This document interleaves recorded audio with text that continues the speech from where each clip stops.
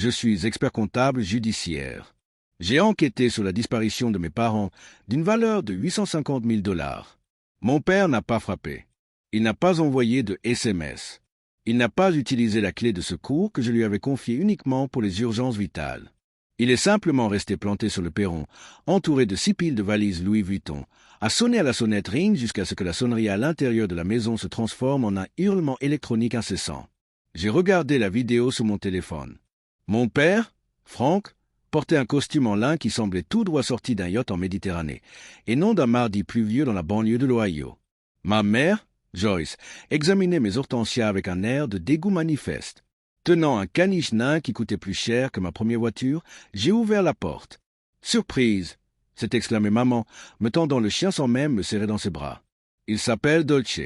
Il a envie de faire pipi, mais il n'aime pas l'air mouillé. Tu as un tapis absorbant ou une alaise? Que se passe-t-il » j'ai demandé en regardant la montagne de bagages puis le camion qui tournait au ralenti au bord du trottoir. Vous étiez censé rester aux îles Turques-et-Caïques jusqu'en novembre. Les plans ont changé. Michael a dit papa en me tapotant l'épaule. Il sentait le whisky de luxe et le déni. L'île commençait à devenir ennuyeuse. Trop de touristes. On a décidé qu'il était temps de revenir à nos racines. Il était temps de privilégier la famille. Il a fait signe au chauffeur du U-Haul.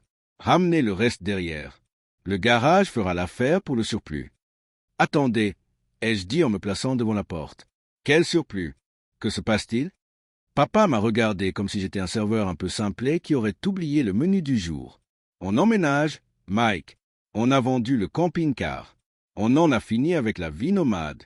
On est là pour vous aider. Il m'a bousculé et est entré dans mon hall d'entrée avec l'assurance d'un propriétaire. M'aider à quoi? Ai-je demandé en le regardant dans le dos. À la vie.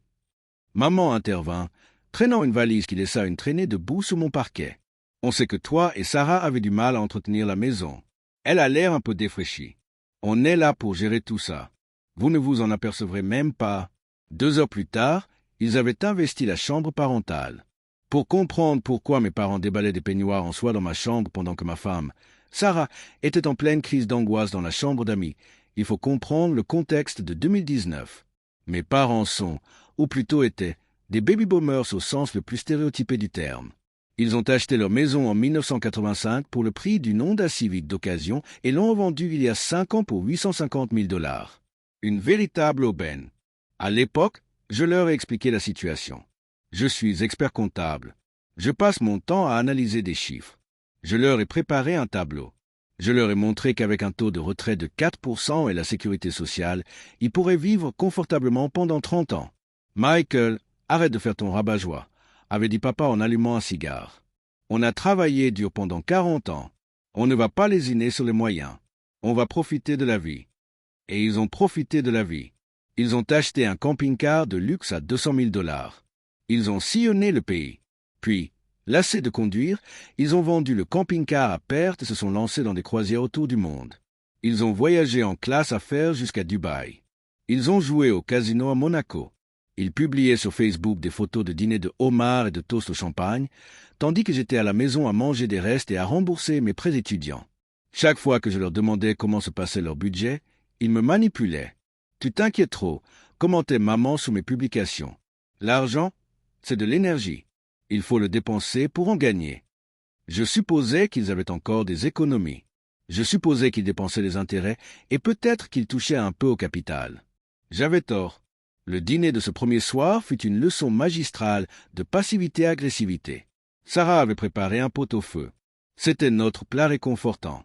Maman piquait la viande avec sa fourchette. Un peu sec, non? En Toscane, le bœuf fondait littéralement dans la bouche. Sarah, tu devrais vraiment changer tes ustensiles de cuisine. Ces trucs antiadhésifs sont pleins de toxines.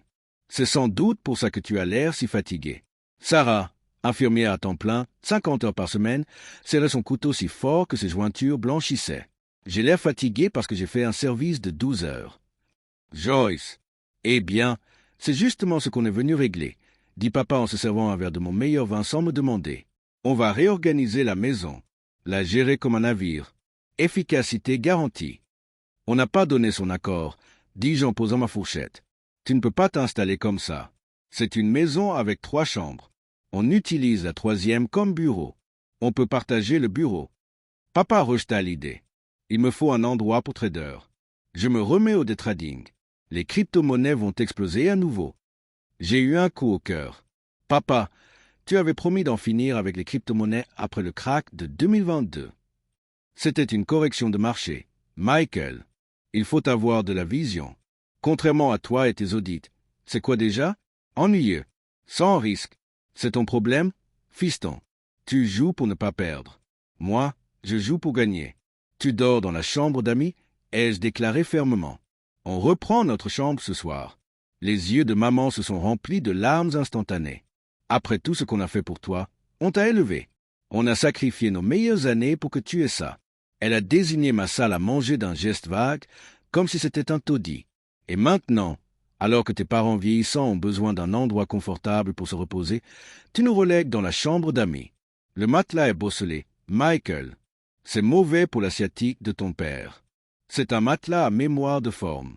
Il est tout neuf, a rétorqué Sarah. Il est ferme, a reniflé maman. Ferme comme un âne. Ils n'ont pas quitté la chambre ce soir-là. Ils ont prétendu être trop épuisés pour porter les valises. Sarah et moi avons dormi sur le canapé lit au sous-sol. Le lendemain matin, je suis allé travailler.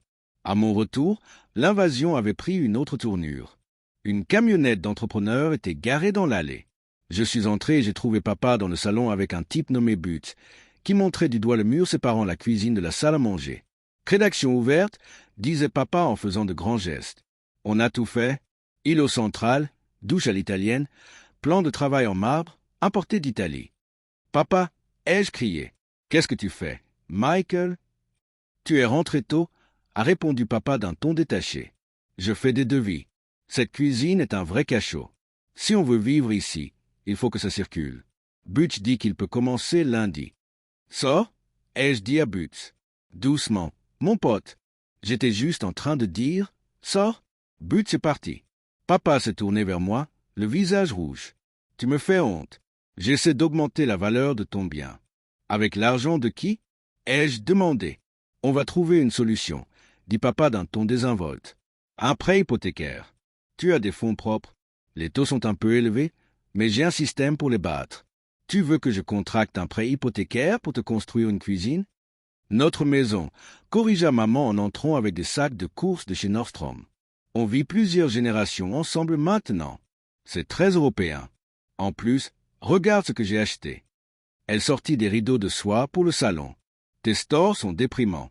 $100 le panneau, mais ils étaient soldés. Tu as utilisé ta carte? Demandai-je, suspicieux.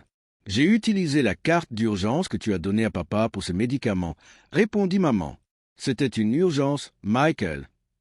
La lumière de la télé était insupportable. C'est à ce moment-là que le câble a cassé. Ce n'était pas un craquement sec.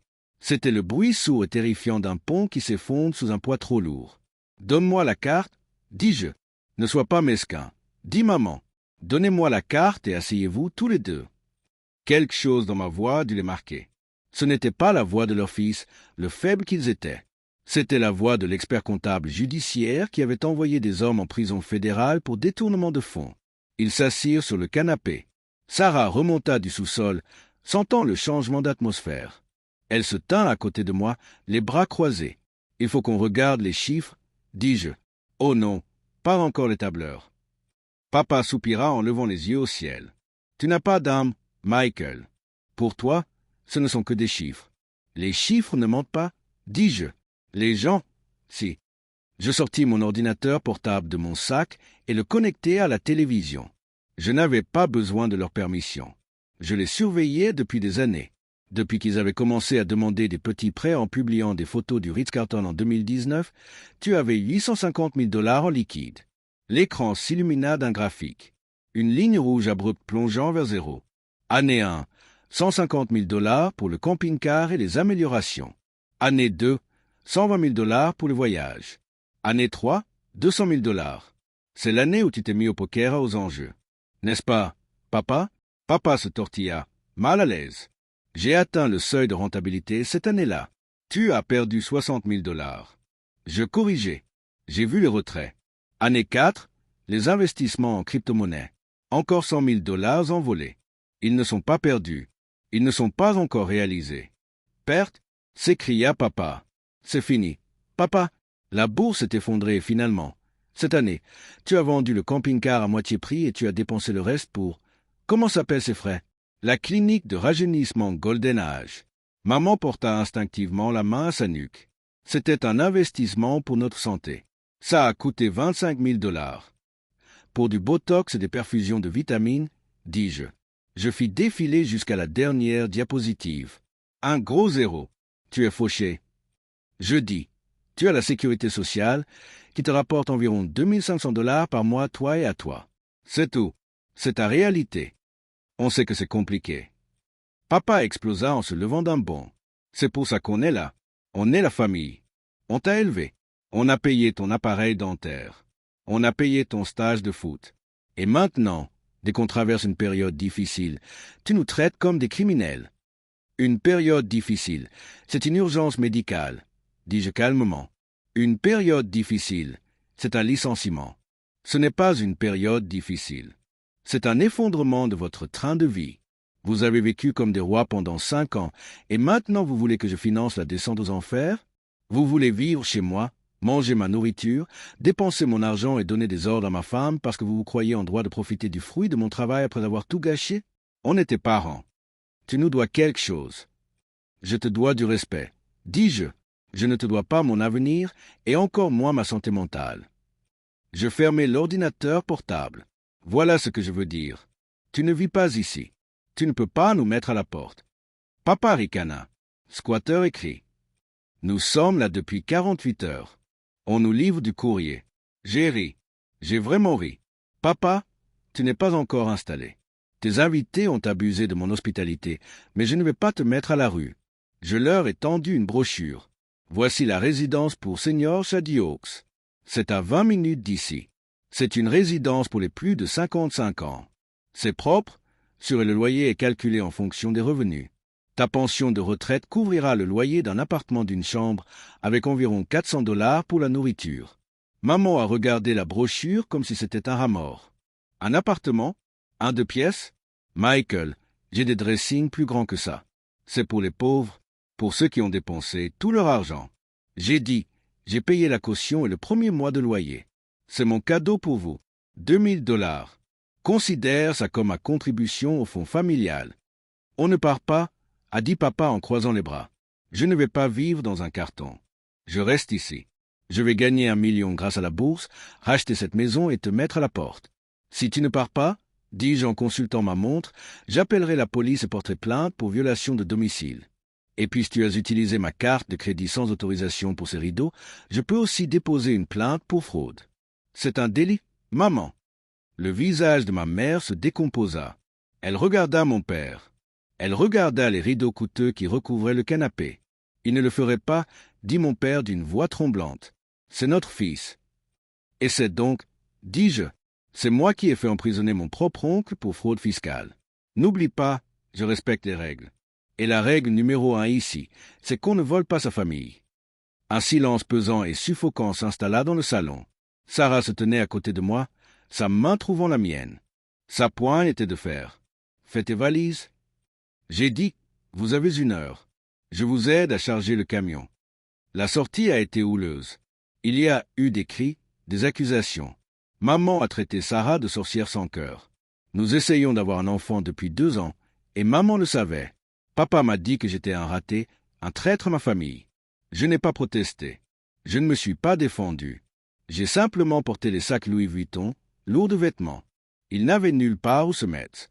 Je les ai regardés partir. Ils ne sont pas allés à Shady Oaks. Ils sont allés à un hôtel. Papa m'a envoyé un SMS plus tard dans la soirée, disant qu'il ne me parlerait plus jamais et qu'il consultait un avocat. J'ai bloqué le numéro. C'était il y a 6 mois. Ma tante m'a appris qu'ils avaient dépensé tout leur crédit en restant 2 semaines dans cet hôtel. Quand ils ont vraiment manqué d'argent, la réalité les a rattrapés de plein fouet. Ils ont fini par emménager dans l'appartement social que je leur avais suggéré, mais sans ma caution. Ils ont dû vendre les bijoux de maman et le caniche pour entrer. Ils publient encore sur Facebook. Les photos sont différentes maintenant. Plus de champagne. Juste des mêmes vagues et rageurs sur les enfants ingrats.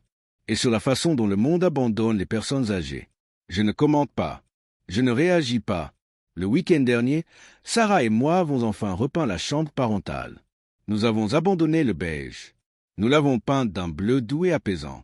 Nous avons acheté de nouveaux rideaux chez Target pour 30 $ le panneau.